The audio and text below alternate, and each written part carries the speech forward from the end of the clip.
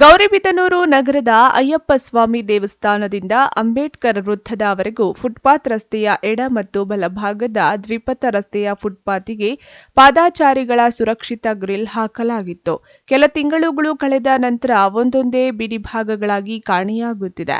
ಕೆಲ ಕಡೆ ಅಂಗಡಿ ಮುಗ್ಗಟ್ಟುಗಳವರು ತಮ್ಮ ವ್ಯಾಪಾರದ ದೃಷ್ಟಿಯಿಂದ ಗ್ರಾಹಕರು ಬರಲು ಅನುಕೂಲ ಆಗುತ್ತದೆ ಎಂಬ ಕಾರಣಕ್ಕೆ ಗ್ರಿಲ್ ತೆರವುಗೊಳಿಸಿದ್ದು, ಇದೀಗ ಕೆಲ ಗ್ರಿಲ್ಗಳು ಮಾಯವಾದರೆ ಇನ್ನು ಕೆಲವು ಕಾಂಪೌಂಡ್ ಮತ್ತು ಡಿವೈಡರ್ ರೀತಿಯಲ್ಲಿ ಬಳಕೆಗೆ ಬಂದಿರುವುದು ಎಷ್ಟು ಮಾತ್ರ ಸರಿ?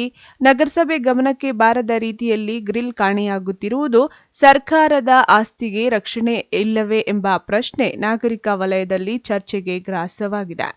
ಇನ್ನು ಕೆಲ ಅಂಗಡಿಗಳ ಬಾಗಿಲಿಗೆ ಗ್ರಿಲ್ ಅಡ್ಡವಾಗಿ ಕಂಡು ಬಂದರೆ ರಾತ್ರೋರಾತ್ರಿ ತೆರವು ಮಾಡಿರುವ ಪ್ರಸಂಗಗಳು ನಡೆದಿದೆ. ಈ ಭಾಗದ ಮಾಜಿ ಶಾಸಕರಾದ ಎನ್ಎಚ್ ಶಿವಶಂಕರ್ ರೆಡ್ಡಿ ಅವರು ಬಿಎಚ್ ರಸ್ತೆ ಅಗಲೀಕರಣ ನಂತರ ಅಭಿವೃದ್ಧಿ ಸಂದರ್ಭದಲ್ಲಿ ನಿರ್ಮಲವಾದ ಫುಟ್ಪಾತಿಗೆ ಗ್ರಿಲ್ಗಳನ್ನು ಅಳವಡಿಸಲಾಗಿತ್ತು. ಆದರೆ ಕೆಲ ಅಂಗಡಿ ಮುಗ್ಗಟ್ಟುಗಳಲ್ಲಿ ಫುಟ್ಪಾತ್ ರಸ್ತೆ ಮತ್ತು ಫುಟ್ಪಾತ್ಗೆ ಅಳವಡಿಸಿರುವ ಗ್ರಿಲ್ಗಳು ಸಂಪೂರ್ಣವಾಗಿ ಮಾಯವಾಗಿದೆ. ಇದರಿಂದ ಟ್ರಾಫಿಕ್ ಸಮಸ್ಯೆ ಕೂಡ ಉಂಟಾಗುತ್ತಿದ್ದು, ಇದರ ಬಗ್ಗೆ ಸಂಬಂಧಪಟ್ಟ ಅಧಿಕಾರಿಗಳ ಗಮನಕ್ಕೆ ಇದ್ದರೂ ಕಣ್ಮುಚ್ಚಿ ಕುಳಿತಿರುವುದು ವಿಪರ್ಯಾಸದ ಸಂಗತಿಯಾಗಿದೆ. ನಗರಸಭೆ ವ್ಯಾಪ್ತಿಯಲ್ಲಿ ಫುಟ್ಪಾತ್ ಗ್ರಿಲ್ಸ್ಗಳು ಕೆಲವು ಹಾಳಾಗಿದೆ. ಇದ್ರ ಬಗ್ಗೆ ನೀವೇನು ಹೇಳ್ತೀರಿ ಸರ್? ಏನು ಅಂತ ನಾವು ನಗರಸಭೆಯಿಂದ ಏನೇ ಅಭಿವೃದ್ಧಿ ಕೆಲಸಗಳು ಮಾಡಿದ್ರೂ ಕೂಡ ಸಾರ್ವಜನಿಕರ ಒಂದು ಸಹಭಾಗಿತ್ವದಲ್ಲಿ ಮಾಡ್ತೀವಿ. ಅದೇ ರೀತಿ ನಾವು ಗೌರಿಬಿದನೂರು ನಗರದ BH ರಸ್ತೆಯಲ್ಲಿ ಅಯ್ಯಪ್ಪ ಸ್ವಾಮಿ ದೇವಾಲಯದಿಂದ ಹಿಡಿದು ಆಲ್ಮೋಸ್ಟ್ BH ರೋಡು ಅಂದರೆ ನಾವು ಬೆಂಗಳೂರು ವೃತ್ತದವರೆಗೂ ಕೂಡ ನಾವು ರಸ್ತೆಯ ಎಡ ಮತ್ತು ಬಲಭಾಗದಲ್ಲಿ ಫುಟ್ಪಾತ್ಗೆ ಗ್ರಿಲ್ಗಳನ್ನು ಈ ಹಿಂದೆ ಬಹಳಷ್ಟು ವರ್ಷಗಳ ಹಿಂದೆ ನಾವು ಅಳವಡಿಸಿದ್ವಿ ರಸ್ತೆ ಅಗಲೀಕರಣದ ಸಂದರ್ಭದ ಒಂದು ಅಭಿವೃದ್ಧಿ ಕಾರ್ಯದಲ್ಲಿ. ಆದರೆ ಇತ್ತೀಚೆಗೆ ಇಲ್ಲಿರ್ತಕ್ಕಂತಹ ಗ್ರಿಲ್ಗಳನ್ನು ಫುಟ್ಪಾತ್ಗೆ ಅಳವಡಿಸಿರ್ತಕ್ಕಂತಹ ಲಕ್ಷಾಂತರ ವೆಚ್ಚ ಮಾಡಿರ್ತಕ್ಕಂಥ ಗ್ರಿಲ್ಗಳು ನಾಪತ್ತೆ ಆಗ್ತಾ ಇದೆ. ಇದು ನಿಜಕ್ಕೂ ಸಹ ಬೇಸರದ ಸಂಗತಿ. ಇದು ಪಾದಚಾರಿಗಳ ರಕ್ಷಣೆಗೋಸ್ಕರ ಅಳವಡಿಸಿರ್ತಕ್ಕಂಥ ಗ್ರಿಲ್ಗಳೇ ಮಾಯ ಆಗ್ತಿದೆ, ನಾಪತ್ತೆ ಆಗ್ತಿದೆ ಅಂದರೆ ಇದು ತುಂಬ ನೋವಿನ ಸಂಗತಿ. ಈ ವಿಚಾರದಲ್ಲಿ ನಾನು ಕಳೆದ ನಗರಸಭೆ ಒಂದು ಸಾಮಾನ್ಯ ಸಭೆಯಲ್ಲಿ ಕೂಡ ನಾನು ಪ್ರತಿಭಟಿಸಿದ್ದೆ.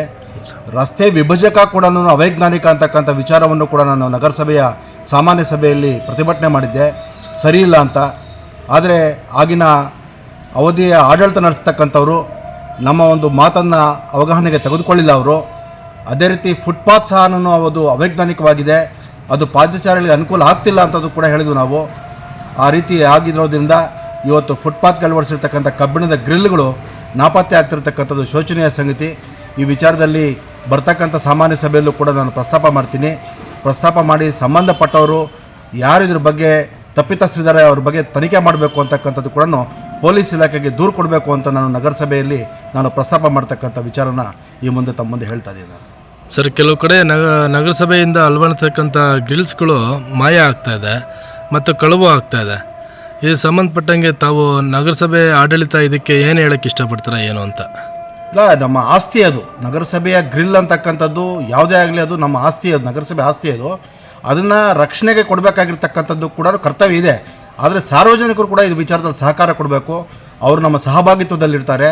ಹಾಗಾಗಿ ಸಾರ್ವಜನಿಕರು ಮತ್ತು ಸಂಸ್ಥೆ ನಗರಸಭೆ ಎರಡೂ ಕೂಡ ಜಂಟಿಯಾಗಿ ಕೆಲಸ ಮಾಡಬೇಕಾಗಿರ್ತಕ್ಕಂಥ ಒಂದು ಉದ್ದೇಶ ಇದು.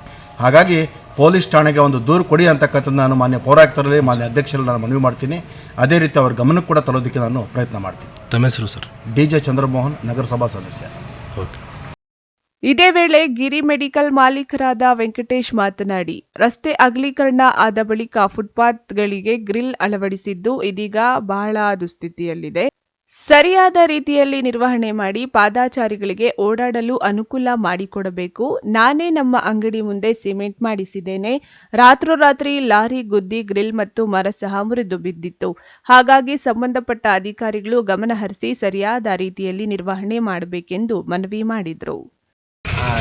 ಗೌರಿಬಿದನೂರು ನಿವಾಸಿ ಗಿರಿ ಮೆಡಿಕಲ್ ಮಾಲೀಕರಾದ ವೆಂಕಟೇಶ್ ನಾನು ಹೇಳುವುದು, ರಸ್ತೆ ಅಗಲೀಕರಣ ಆದಮೇಲೆ ಫುಟ್ಪಾತ್ಗೆ ಗ್ರಿಲ್ಸ್ ಎಲ್ಲ ಅಳವಡಿಸಿದ್ದು ಅದು 3 ವರ್ಷ ಹಿಂದೆ ಚೆನ್ನಾಗಿತ್ತು. ಈಗ ಭಾಳ ದುಸ್ಥಿತಿಯಲ್ಲಿದೆ. ಅದನ್ನು ಸ್ವಲ್ಪ ಸುಸ್ಥಿತಿಯಲ್ಲಿ ಮಾಡಿ ಸಾರ್ವಜನಿಕರಿಗೆ ಓಡಾಡೋಕ್ಕೆ ಪಾದಚಾರಿಗೆ ಅನುಕೂಲ ಆದಂಗೆ ಮಾಡಬೇಕು. ಈಗ ನಾವೇ ಕೆಲವೆಲ್ಲ ರಿಪೇರಿ ಎಲ್ಲ ಮಾಡಿಸ್ಕೊಂಡು ಮುಂದ್ಗಡೆ ಎಲ್ಲ ನಾನು ಸಿಮೆಂಟ್ ಎಲ್ಲ ಹಾಕಿಸಿ ಇದು ಮಾಡ್ಕೊಂಡಿದ್ದೀನಿ. ಮೊನ್ನೆ ಒಂದು ವರ್ಷದಿಂದ ಲಾರಿ ಬಂದು ಗುದ್ದುಬಿಟ್ಟು ಮರನೂ ಡ್ಯಾಮೇಜ್ ಆಗಿ ಗ್ರಿಲ್ಸು ಡ್ಯಾಮೇಜ್ ಆಗಿತ್ತು. ಅದ್ರ ಖರ್ಚು ಎಲ್ಲ ನಾನೇ ಬರೆಸ್ಕೊಂಡು ಇದು ಮಾಡಿದ್ದೀನಿ. ಆ ಥರ ಸ್ವಲ್ಪ ಯಾರು ಸಂಬಂಧಪಟ್ಟವರು ಅಧಿಕಾರಿಗಳು ಇದನ್ನು ಗಮನಕ್ಕೆ ತೊಗೊಂಡು ಸ್ವಲ್ಪ ಅನುಕೂಲ ಮಾಡಬೇಕಾಗಿದ್ದೀನಿ ಅಂತ. ಇದು ಪ್ರತಿಯೊಂದು ಅಂಗಡಿಗೂ ತಡೆಗೋಡೆ ಥರ ಇರುತ್ತೆ. ಅವತ್ತು ಇದೇ ಇಲ್ಲದಿದ್ದರೆ ನನ್ನ ಶಾಪ್ಗೆ ಭಾಳ ಡ್ಯಾಮೇಜ್ ಆಗಿರೋದು. ಅದು ಸ್ವಲ್ಪ ದಯವಿಟ್ಟು ಸಹಕರಿಸಬೇಕಾಗಿದೆ ಅಂತ.